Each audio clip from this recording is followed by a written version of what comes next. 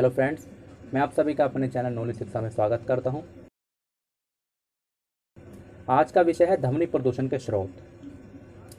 अधिकतर क्या होता है, जब हमें ध्वनि प्रदूषण पे निबंध लिखने को कहा जाता है तो उसके स्रोत याद नहीं आते, तो मैंने उस पर ही वीडियो बनाई है। तो शुरू करते हैं ध्वनि प्रदूषण के स्रोत।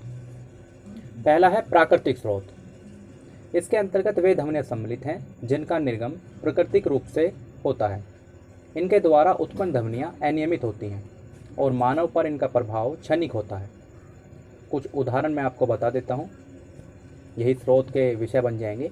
पहला है बादलों का गरजना, दूसरा विद्युत की गर्जन, तीसरा तीव्र तूफानी पवने, चौथा भयंकर तूफान, पांचवा भयंकर जलवृष्टि, छठा उच्च पवनों से गिरते जल की ध्वनि, सातवां भूकंप, आठवां ज्वार भाटा और नवा है ज्वालामुखी का फूटना या फटना।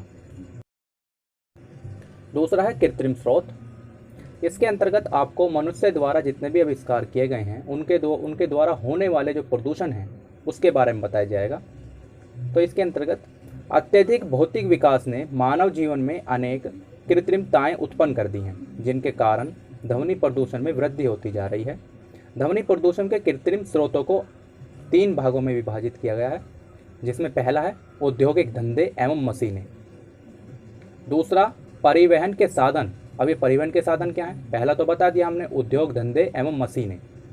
जो आधुनिक काल में जो औद्योगिकरण चल रहा है, कल कारखाने, मिलें एवं उद्योग चल रहे हैं, उनके अंदर जो मशीन यंत्र उपकरण लगाए गए हैं, उनकी जो निकलने वाली ध्वनि है उनसे ध्वनि प्रदूषण होता है।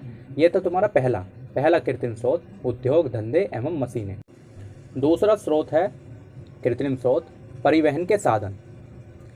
इसके अंतर्गत भी 3 स्रोत आते हैं, जिसमें पहला है स्थल परिवहन। स्थल परिवहन को आप जानते होंगे, इसके अंदर सड़कों के जो चलने वाले साधन हैं वे आते हैं। दूसरा है वायु परिवहन। इसके अंतर्गत भी आप जानते हैं जो वायु में जेट विमान उड़ते हैं, जो हवाई जहाज उड़ते हैं, उनके द्वारा जो ध्वनि प्रदूषण होता है वो भी बहुत खतरनाक है। तीसरा है जल परिवहन।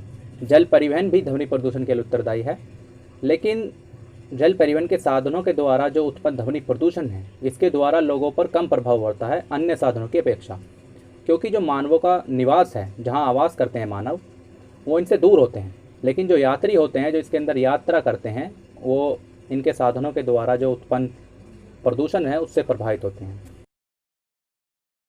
तीसरा और अंतिम कृत्रिम स्रोत है मनोरंजन के साधन एवं सामाजिक क्रियाकलाप। मनोरंजन के विभिन्न साधन हैं, जैसे cinema, theatre, circus, radio, television, gramophone, loud speaker आदि द्वारा तीव्र ध्वनि निकलती है, जिससे ध्वनि प्रदूषण की समस्या उत्पन्न होती है। ये थे वो 3 कृत्रिम स्रोत जिनके द्वारा ध्वनि प्रदूषण होता है। ध्वनि प्रदूषण के स्रोत थे ये तीनों, और पहला मैंने प्राकृतिक स्रोत बताए थे। तो ये थे सब ध्वनि प्रदूषण के स्रोत।